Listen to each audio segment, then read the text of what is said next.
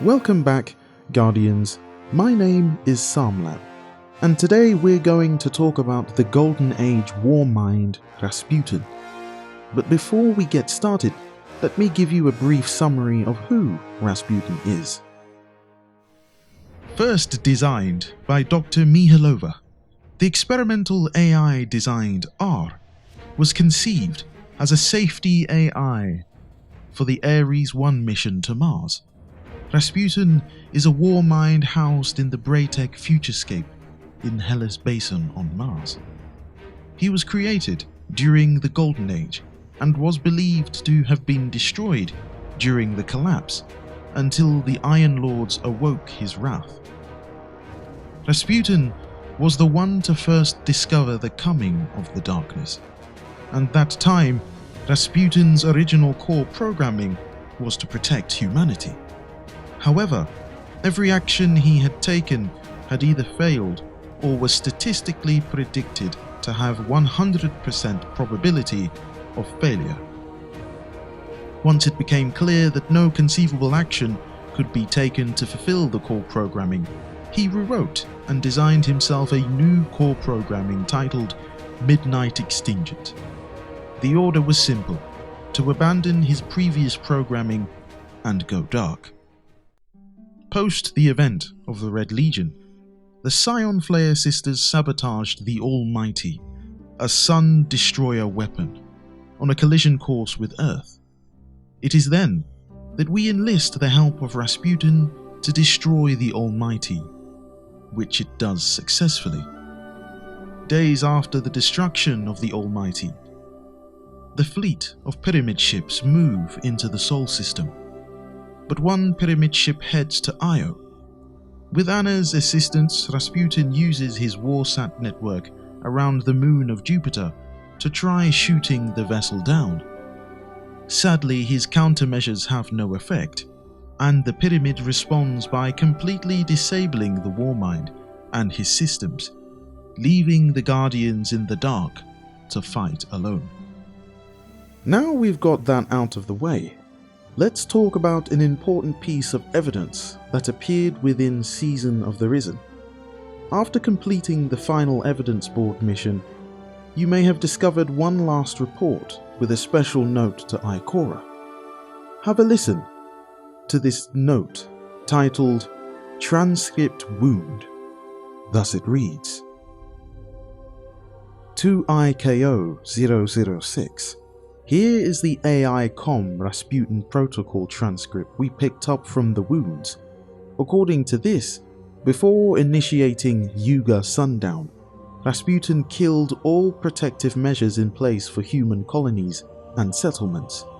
There's a big list of codenames for the Moon, Mars, Earth, and Exodus ships, etc. But Rasputin also refers to a place called Nefele Stronghold. No record of that in any of our databases, forwarding to AB for a cross-reference.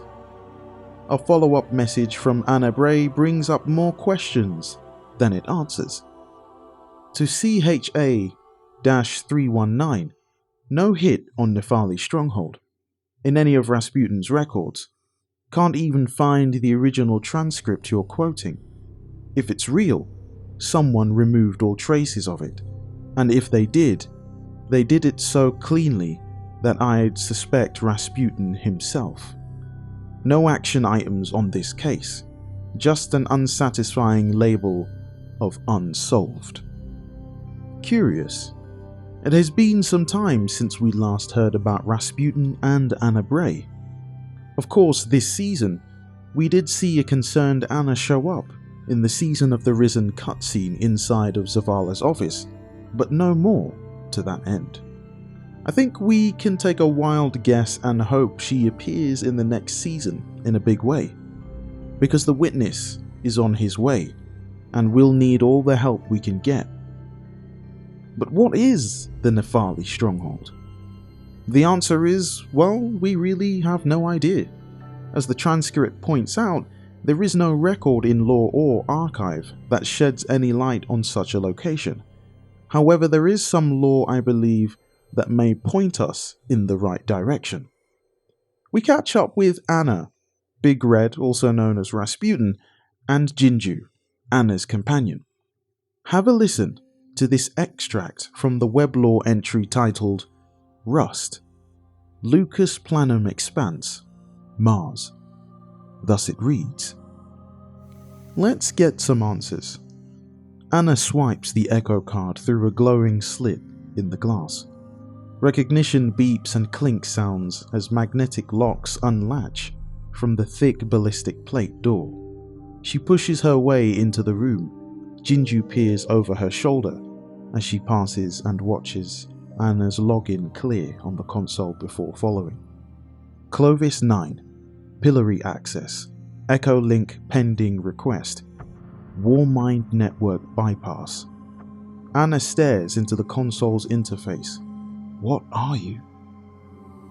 Not Atlas. Jinju's objection reverberates in the glass cell. Anna flicks a sideward glance over her shoulder at her ghost before selecting Warmind network bypass. No, but it looks like this system has backdoors all over. She toggles through a list of shadow networks, production facilities, and connected pillory stations. It's not Atlas, but it's a start. There are 11 other stations like this. There's a whole subnet defense network, completely disconnected from the Warmind initiative. Anna steps back. Why? Jinju circles the screen. Y's right. Anna dives back into the terminal. The facilities listed span the system, Earth and Luna, Europa. Asteroids adrift now belonging to the shore, Mars, naturally. Even so far as Uranus. That station? An orbital caught her eye. Echo, she flicks back to the previous menu. Echo link. One of these stations has a pending request. Thin tap tones on the pale, thin reek metallic inside Anna's helmet. Frantic and uneven. Pillory does sound bad. A few swift motions navigate to the trio, into the pillory access menu. Redline protocol. Test pillory. Status. Ready. Redline protocol. Initiate pillory. Clearance. P-7. Redline protocol. Purge pillory. Status. No target. Redline protocol procedural outline. Select. Version 1.072. Never hurts to read the instructions. Anna selects the procedural outline. Her gaze chisels into the loading screen. In the event of a Redline protocol incident, Paragon level numbers. Pillory Systems Network Clovis-1-12. Access point Clovis-9. In the event of a catastrophic failure, neural degeneration or loss or containment, herein collectively referred to as a rogue mind. Incident initiates Warmind cerebral partitioning and quarantine integration into 12 Clovis stations with neural webway. Redline protocol. Check purge. No target. Systems read. Locked when in use.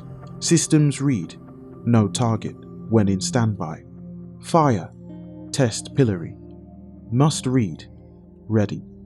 Fire initiate pillory. Warning. Initiate only during rogue mind incident.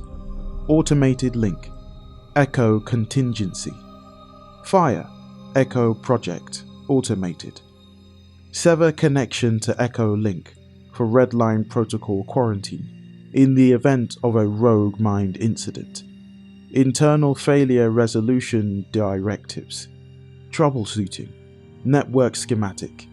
Neural webway. Containment failure. Station maintenance. Clovis 1-12. Jinju rolls her shell end over the end along the top of the console display. Want me to get in there? Yeah. Download everything. Figure out where we can stitch Rasputin in and give him station control. Oh? Lavender aroma relaxation subsides sour worry knot. tension building throughout the atmosphere in Anna's suit. Red, if anyone can pull your brain apart, it should be you. That sounds fair, Jinju agrees. Anna leans into the console. All these connections are one-way network integrations from closed systems. We'll have to do it manually at each site. Oh, Jinju's voice digitizes as she trails off into a snowdrift of light and enters the console. But first, Anna jumps back to the main menu and selects the pending Echo Link request. Echo Link, Kalius Station Actual. Uranus, Manual Distress Trigger. Launch Initiated Manual, Failure. Bay 1 Compromised. Bay 2 Inert. Counterbalance Failure. Orbital Decline. 42 days, 12 months, and 7 seconds. The orbital decline timer ticks down. No time to waste. Once you get red access, we have a station to save. End. Interesting, isn't it? The lore entry sheds some light on various shadow networks, links to Rasputin's development, stations and facilities Rasputin had no idea even existed until Anna had begun to search for Atlas. But there are a couple of items to glean from here. 1. Other stations exist in the Sol system, and they are still in operation. 2. It appears there was a Clovis 9? If read correctly, and the information suggests that he had developed a way to fix a war mind going rogue. Because who builds a super intelligent sentient artificial intelligence without a way to reset or switch it off should things go wrong? Hence the system detecting and confirming that Rasputin has or is rogue. But there is a station orbiting the planet Uranus with an entry that suggests some sort of problem arose, which had attempted to be fixed, however it did not work, and now Anna is rushing off to fix it before it falls. And this brings me to my next question. How will Rasputin return? Now that Mars has been returned to us by Savathun, there is no telling whether or not we will gain access to the Braytech Futurescape facility on Hellas Basin on Mars. Though Bungie hasn't confirmed it, anything is possible. The next obvious option would be the Deepstone Crypt on Europa, currently the home of Clovis Bray I. We know for a fact that Clovis Bray designed the facility to keep the war mind out. But imagine what would happen if Rasputin was given total control of the entire facility or even worked with Clovis Bray.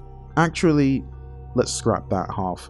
The idea of Rasputin attempting to work with the creator of the Exos may actually be a really bad idea. But imagine a renewed Rasputin, armed, with full control of new Braytech facilities. The world is our oyster, Guardians. Even in the midst of dark times, in our lowest of lows, when we hit breaking point, or rock bottom, we are never truly alone. For we are forged in light, and the light lives in all places. You can try to block it, even try to trap it, but the light will find a way. For now, that's all I have for you. I hope you have enjoyed watching and listening to today's video. If you did, be sure to comment below and say Warmind. And give this video a like, and consider subscribing and click the bell notification to find out when my next upload goes live. Remember that no matter what you're facing at this moment in time, you can do all things. Stay safe and Godspeed.